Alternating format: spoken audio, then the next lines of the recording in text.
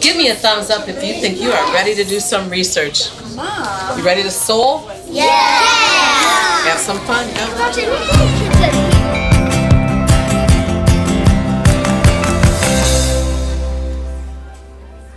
Soul is a way for the students to engage themselves in a self-inquiry process based upon a big question that could be either proposed by me, the teacher, or could be developed by them. Like, what would the world be like without incense?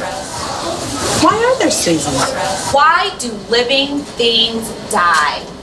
A big question is one that engages the students. When you research it, you might get answers that are debatable. One group might get an answer that's different from another group, and really forces you to think critically. Why do living things die? So everyone just ponder that question for a second.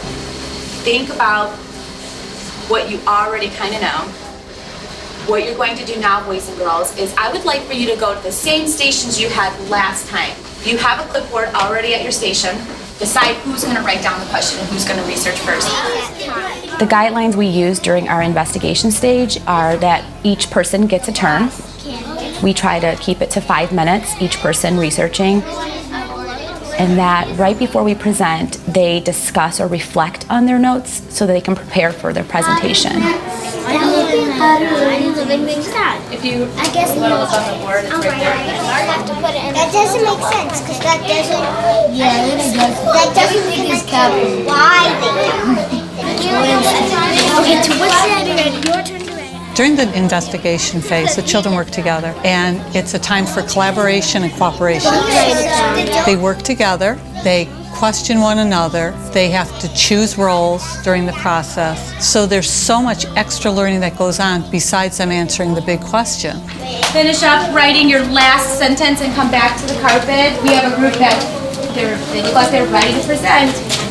Here is our group presentation. During the review stage, the students will start reading their notes and sharing what they think is the most important and what they all agree on should be shared with the whole group. All living things have to die at one point. The cells in our body are programmed to die at a certain time. But they get destroyed by other animals sometimes. Living things die because sometimes they can be very sick and they can also die of old age. Some living things just give up. We're talking about people, animals, or plants.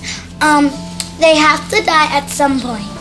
If they're old, like if a grandma or grandpa, if they don't take care of themselves so well, they can die. I hear each student participating, each student sharing their findings and being respectful of one another, then to me that means it went well. And we say, okay, what do you think was the most challenging part? What could we do better next time?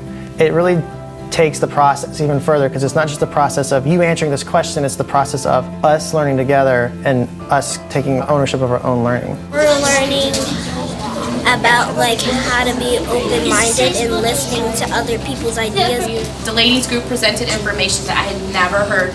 Our bodies have cells, which I don't even know what that is. We tried. You either? Yeah, I think we tried, but You tried to click on the word, what happened? nothing happened. It didn't have a link. So what should we do about that? Research. We need to research. I think we have our question for our next soul. You guys did a great job.